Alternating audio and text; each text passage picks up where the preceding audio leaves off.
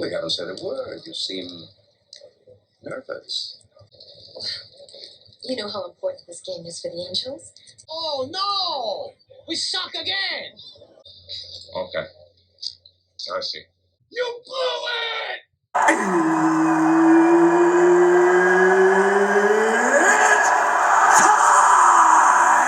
I just wanna be great. Yeah, I just wanna be great. Yeah, I just wanna be great. Yeah, I just wanna be. Welcome to the show. You are one-on-one with Wes the Sports Guy here on YouTube, BitChute, Rumble, and Odyssey, and online all the time at westhesportsguy.com. Make sure you bookmark that site if you want to get previews, recaps, weekly reviews in the world of sports. All my social media links, it's all conveniently located for you at westhesportsguy.com. Also the podcast link. Please leave a 5-star review if you like what you hear on all the various podcast platforms. The podcast link is located for you at westhesportsguy.com. One of the things I mentioned many months ago on this channel is that I was going to start telling the truth more often, because you're not getting the truth enough in areas where they should be telling you more of the truth. And it's not that it's hard to find the truth, it's just becoming harder and harder to find more truthful outlets. And I thought, hey, I want to dabble in saying and discussing the truth more often here on this channel. It might not always pertain to sports, but it's going to have some sprinkled in there along the way as I talk more about the truth and what's really happening out there. The current defensive coordinator for the now Washington Commanders, they were the Washington Redskins. I wasn't going to call them the Washington football team because, as I said, when this whole thing started happening with them and they were changing the team name, I wasn't going to refer to them as the Washington football team, because even those that wanted them to change the name were also laughing at them for calling themselves the Washington football team. That's my reasoning for not calling them that. I just thought part of your history is calling yourself the Washington Redskins. If you wanted to change it, fine. You fought it for so long, then corporate sponsors got involved, and you decided to say, I care more about the money than you do about the history of your franchise. But it's a topic for a different day.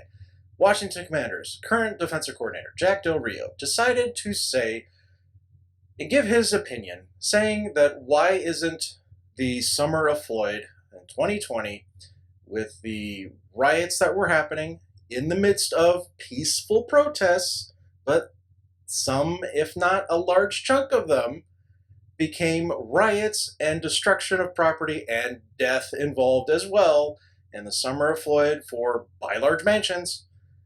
Why is that being treated differently than the single day event of January 6th at Washington, D.C. at the Capitol that happened in the course of one day? Summer of Floyd in 2020 lasted for weeks upon weeks and months in some places. It wasn't just a one-day thing. He asked that question.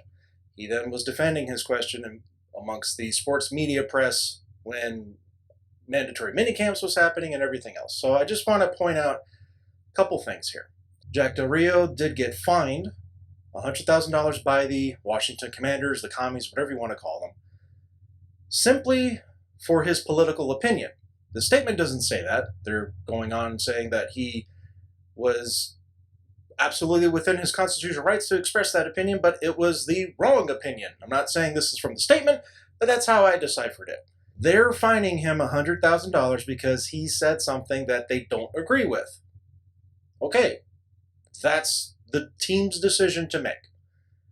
Did the team make a decision as to anybody giving any other opinion that would be deemed political, such as kneeling for the national anthem? That's kind of a political statement. Did anybody get fined for that? No. Did anybody get fined for going out of their way after press conferences, for sporting events? Did they get fined for saying those political opinions at the time? Most recently, Steve Kerr getting on his soapbox after a playoff game, or not really after the game, I should say, correct myself.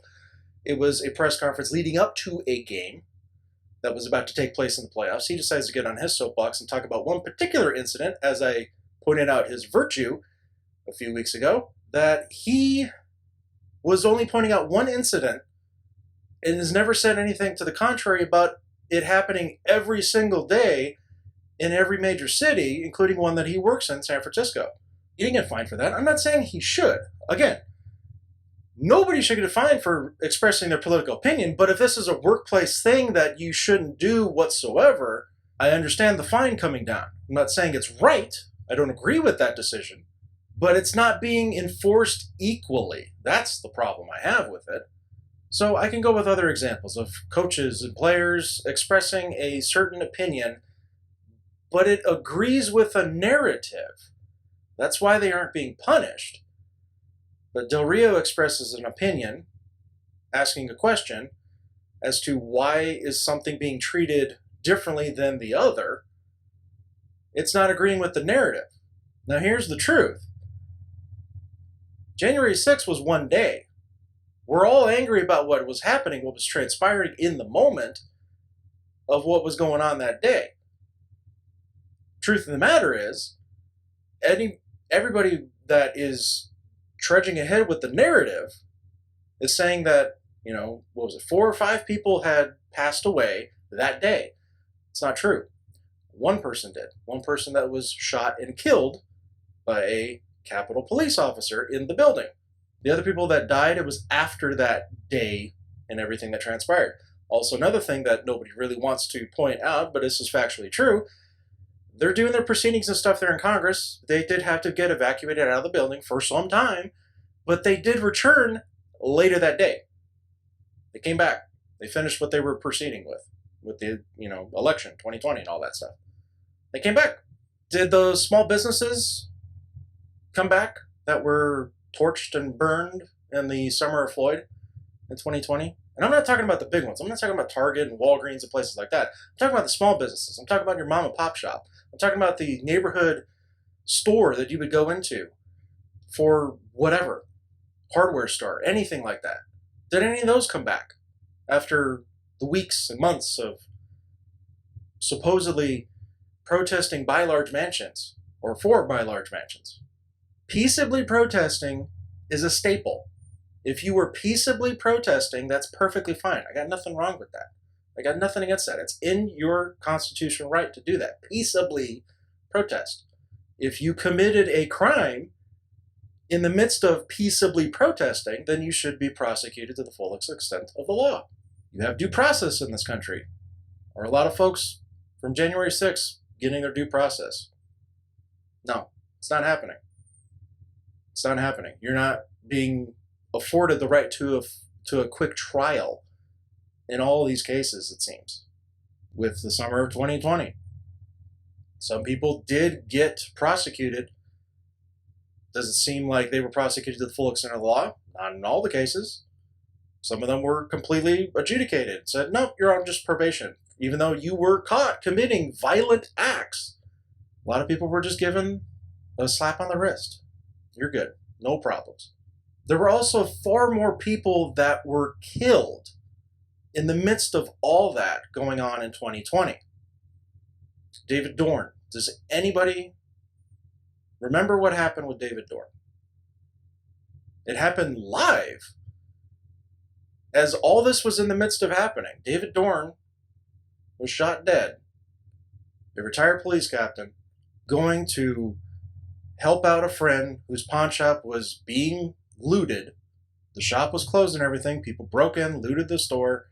He went down to protect it, see what was going on, and was shot and killed for it. And I could go with more examples. I pointed it on Twitter in a thread. At the time, with all these sports leagues protesting shooting of Jacob Blake, which turns out he had no business being there with his baby mama. He had a restraining order. He violated that order, was armed in the process of being detained by police, and all these sports leagues decided, no, we're just not going to play because of it, without knowing all the facts that were privy to them at that time. So I asked a bunch of questions on Twitter. It says, hey, is anybody going to answer for David Dorn? Is anybody going to answer for this kid that was shot and killed in Atlanta after another thing was going on in 2020? Is anybody going to answer for this person being shot and killed in LA? It's just, I could point to many examples at that time, and I did. I didn't get any response.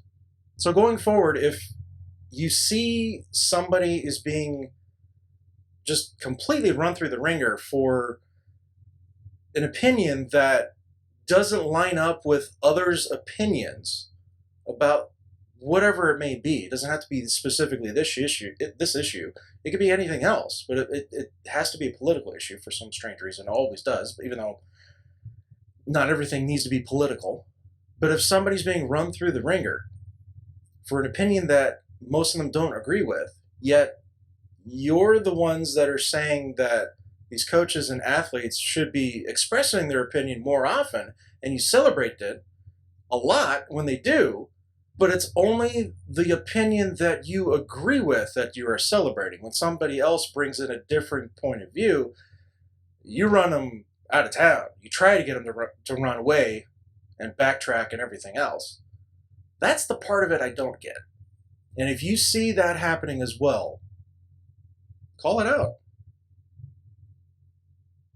You have the tools to do that. Granted that there are some forces that are trying to curtail those tools. They're trying to restrict the information that you can have access to. They're trying to tell social media companies what people can and can't see on a daily basis, even though you can do a quick Google search. They're telling Google to restrict search results for certain topics. It's quite perplexing. It's a little bit scary in some instances, but once you know that you have certain God-given rights that are given to you and are afforded and supposed to be protected, and if they start getting chipped away at slowly but surely, once you realize that, you hold on to them as long as you can, because you won't be around forever. But the generation and the next one after, they're the ones that are going to be left with picking up those pieces. So the longer you hold on to it and keep it intact for the next generations coming, the longer you can be afforded to express your opinion, to peaceably protest, debate of ideas. We used to do that by peaceable means, but now we've gotten away from that. Now, if the solution is to just silence everybody that has differing opinions, I'm not for that. If it's to come at them with violent means, definitely not for that either. The sooner we can get back to having reasonable discussions about things, not has to be political, it could just be the basics, the sooner we can all realize that we're not different from each other at all. And if I can look at something and say, something that happened in not even a 24-hour period is being treated much differently than something that happened over weeks and months of a particular year, well, I can objectively say, yeah, one's being treated differently than the other. And I'm looking at the totality of it all. Both are not good events. Both have flaws, major flaws in them. But the powers that be want a narrative to be put over you, focusing on one particular thing and not the totality of something else that was bad and ended up being bad on all fronts, even though it had peaceable means when they started. We were all unified in the horror of what happened to Floyd. There wasn't anybody that said, well, wait a minute, XYZ, we saw what happened. It was horrible. We saw what was happening on January 6th. It was horrible, what we were seeing. The aftermath of it is not what we're being told. The aftermath of what we were being told with the summer of Floyd is not what it ended up being. You're getting two different stories from either one. And that's what Jack Del Rio was doing. He's bringing up that point. You take with it what you will, but if somebody's trying to tell you this is wrong because it doesn't fit with the narrative that they've been telling you for so long, look at what they've been pushing on everything else, not just with these two events. Thank you for tuning in. Make sure you subscribe and hit that bell below to get notified when all the latest videos are posted here on this channel, whether it be at YouTube, BitChute, Rumble, or Odyssey. Bookmark westonsportsguy.com. All the social media links, recaps, podcast link, all conveniently located for you at westonsportsguy.com. I will see you next time.